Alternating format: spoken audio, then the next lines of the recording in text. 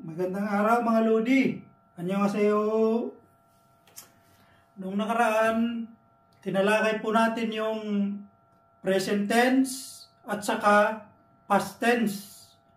Ngayon naman, tatalakayin po natin ang future tense. Okay? Future tense. In Korean, mire sije. Conjugation. Verb stem plus ul real koyeyo. Number 1. Verb stem ends with a vowel are followed by real koyeyo. Kapag nagtatapos sa vowel ang verb stem, ang gagamitin natin ay real koyeyo. Example, Buda, to see, to watch. Tanggalin natin yung da, kunin natin yung bu, at dahil vowel yung last niya, real koyeyo yung gagamitin natin. Magiging ganito na po siya mga Lodi. Bolkoyeyo, pulkoyeyo. Okay? Another example, kada, to go. Tanggalin natin yung da, kunin natin yung verb stem, kana lang siya, at dahil bawal yung last ng verb stem natin, ang gagamitin natin ay real koyeyo. Magiging ganito na po siya. Kalkoyeyo, kalkoyeyo. Okay? Another example, tsada, to sleep. Tanggalin natin yung da, kunin natin yung verb stem, bawal yung last niya, di ba? Kaya, ang gagamitin natin ay real koyeyo. Okay? Magiging ganito na po siya, mga Lodi.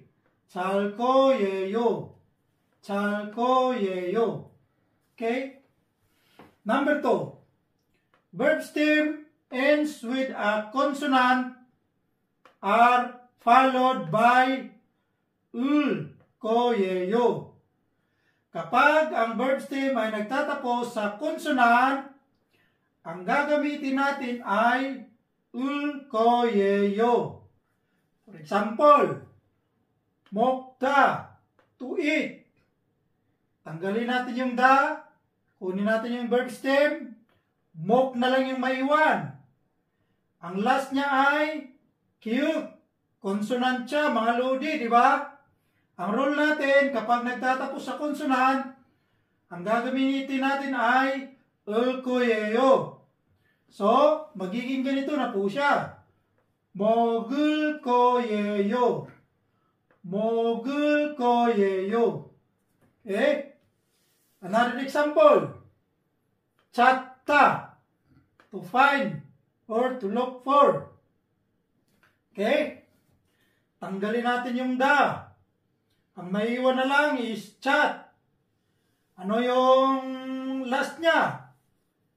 Chiyut. Okay? Consonant siya, di ba mga Lodi? Ang rule natin, kapag nagtatapos sa consonant, ang gagamitin natin ay ulkoyeyo. So, magiging ganito na po siya mga Lodi. Chazulkoyeyo. Chazulkoyeyo. Number 3, meron po tayong exception mga Lodi. Ito ay kapag ang verb stem already ending real. Real are followed only by koyeyo. Kapag ang verb stem ay nagtatapos na sa real, ang gagamitin natin ay koyeyo. Okay? For example, nulda, to play. Okay? Ang nulda, nagtatapos yung verb stem niya ng real. Kaya, ang gagamitin natin ay koyeyo. Idadagdag na lang po natin tong koyeyo. Magiging ganito na po siya, mga Lodi. Nolkoyeyo. Nolkoyeyo. Yan po. Another example. Bolda. To be far. Ang last, tanggalin natin yung da. May iwan na lang yung verb stem na mol. Okay? Nagtatapos siya sa real, di ba mga lodi?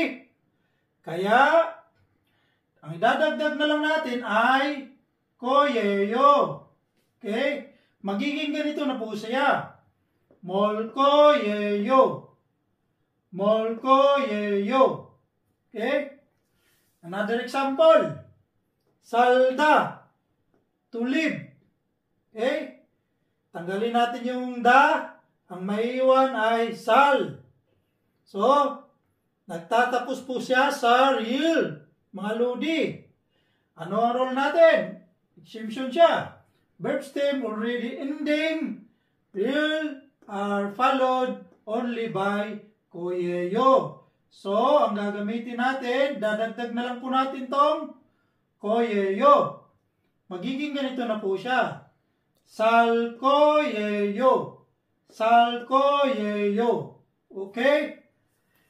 Maraming salamat po sa inyo mga lodi.